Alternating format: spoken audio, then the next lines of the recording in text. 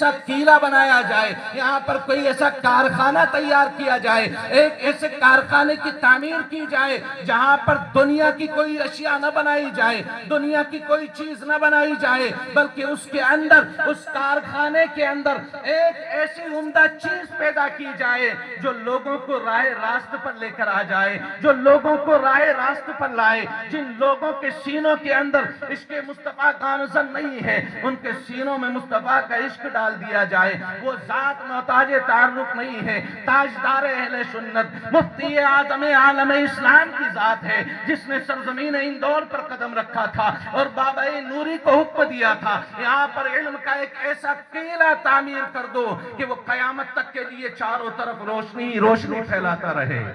سبحان اللہ۔ جو یہاں پر بہاریں نظر آ رہی ہیں،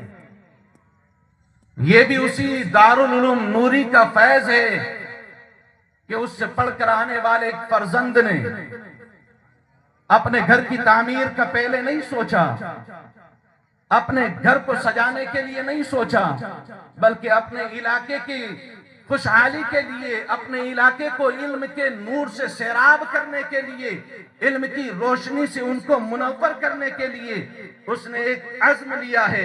اور وہ قدم بڑھایا ہے۔ اور وہ قرآن مقدس کی اسی آیہ کریمہ کے مصداق اللہ جل مجدہ الکریم فرماتا ہے وَالَّذِينَ جَاهَدُوا فِينَا لَنَهْدِيَنَّهُمْ سُبُلَنَا۔ تم اللہ کی راہ کی طرف قدم بڑھاؤ گے، تم قدم بڑھاتے رہو، تم جد و جہد کرتے رہو، تم کوشش اور محنت کرتے رہو۔ اس میں آنے والی رکاوٹوں کو دور کرنا یہ کسی دنیا دار کا کام نہیں ہے، بلکہ یہ پروردگار عالم کی رحمت کا کام ہے۔ رکاوٹیں بھی آئیں گی، آندھیاں بھی چلیں گی، مخالفتیں بھی ہوں گی، لیکن تم عزم اور یقین اس خداوند قدوس کی ذات پر رکھ کر اور کام دین کا کرتے رہو گے، اللہ تمہارے نام کو بھی روشن کر دے گا اور تمہارے کاموں میں آسانیاں پیدا فرما دے گا۔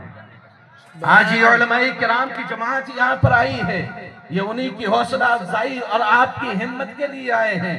آپ نے جو بیڑا اٹھایا ہے ان آنے والی نسلوں کے مستقبل کو سنوارنے کے لیے، اس لیے کہ یاد رکھنا جس انسان کے پاس میں علم ہوتا ہے نا، پھر اس کے اوپر کوئی ہاتھ نہیں ڈال سکتا، پھر اس کو کوئی گرا نہیں سکتا، پھر بڑے بڑے تاجدار اپنے سروں کے تاجوں کو اس کے قدموں میں رکھا کرتے ہیں۔ اللہ جل مجدہ الکریم نے قرآن میں فرمایا یا ایھا الذین آمنوا اتقوا اللہ وکونوا مع الصادقین، اے ایمان والو اللہ سے ڈرو اور سچوں کے ساتھ میں ہو جاؤ۔ یہ ڈرنے والی جماعت بھی علماء کی ہے اور سچوں کی جماعت بھی علماء کی ہے، ان کے ساتھ میں رہو گے، دنیا میں بھی کامیاب رہو گے، آخرت میں بھی کامیاب۔